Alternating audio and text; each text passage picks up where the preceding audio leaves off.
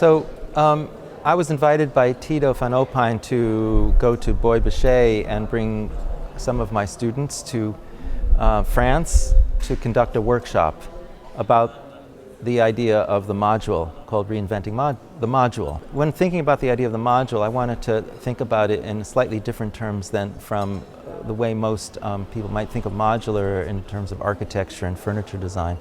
And I wanted to think about the idea of how do you modularize human thought, human identity, human dreams, desires, philosophies, scientific research.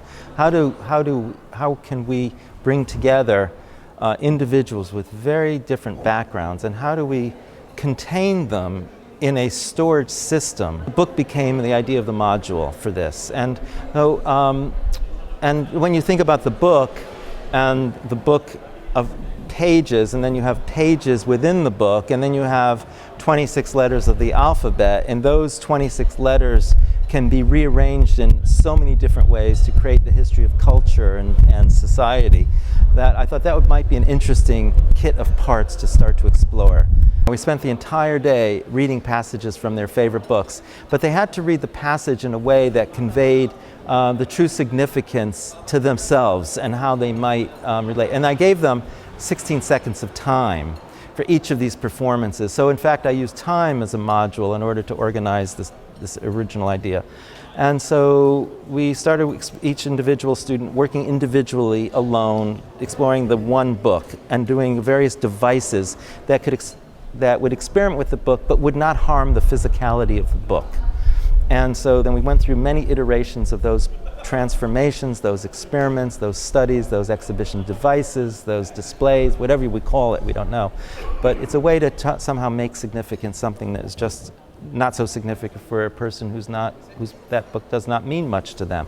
And we had books that were anywhere from a child's book that was very significant to a student who was given to by favorite aunt, to a person who did their favorite cookbook, to a book that was a science fiction book, and so on. So very different subject matter.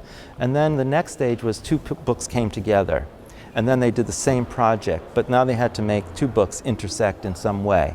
And then all the books came together, and we talked about the idea of a bookstore, a store in the most conceptual terms, and how might you make a store. We all worked together in Bois Boucher for finding the concept of the project. So we knew that we had to work on modularity. And when Tito and Burkhard told me about modularity, I directly thought of interaction. So yeah, as I said a bit before, modularity for me is, of course, in for instance, USM furniture, you see that it's modular because it's made of bricks, let's say, or Lego, we could say.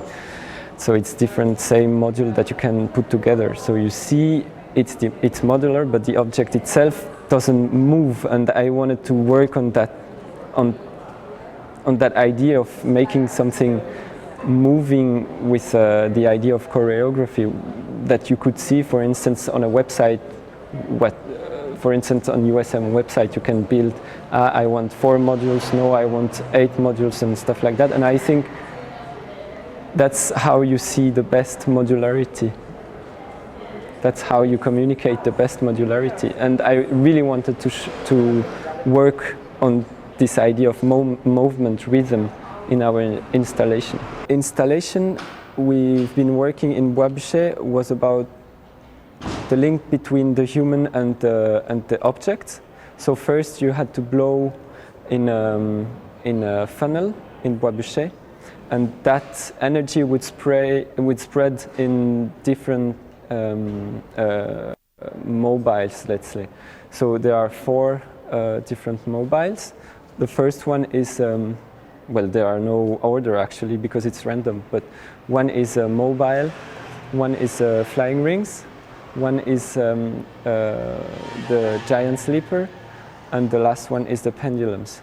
And my team has been working on that in a group of 2 people, always directed, let's say, by the Media and Interaction Designers group, so Mathieu Rivier, Pauline Salio, and Joël Eschliman.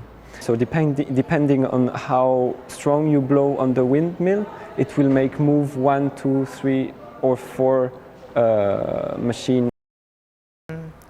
We found a consensus of 6 words that define for us a good life. And one of those were the word of the positive monotony, which is something you experience if you repeat a movement or an action or a sound, and just relax or enjoy the repetition without feeling bored, what monotony is usually often defined as. You maybe find that in crafts as knitting, and we started to practice those words that we found. For example, the monotony part was also presented to the others, but to ourselves as well, with a pole that we planted in the earth and hit on it in half-hour shifts, so that we continuously had a sound by the house, next to the house, like a metronome, basically, like a rhythm that is always around us. And every half hour we would switch, and another person would hit on it. And from that on, we wanted to create kind of souvenirs. We decided to use the glasses as our tool to create this moment for everyone. And therefore we designed 5 different types of glasses. This one I'm holding is the opening hiker. As you can see, it's quite long glass. When you drink with it, it's not that heavy, but you have to demand a lot of space. And then there is another one called chain cheers, another one called You Can Say That Again. We have the bois bouché and the stoner. Those are the 5 types. And for the time of the Rethink the Modular exhibition, we basically serve those glasses on every event that is taking place.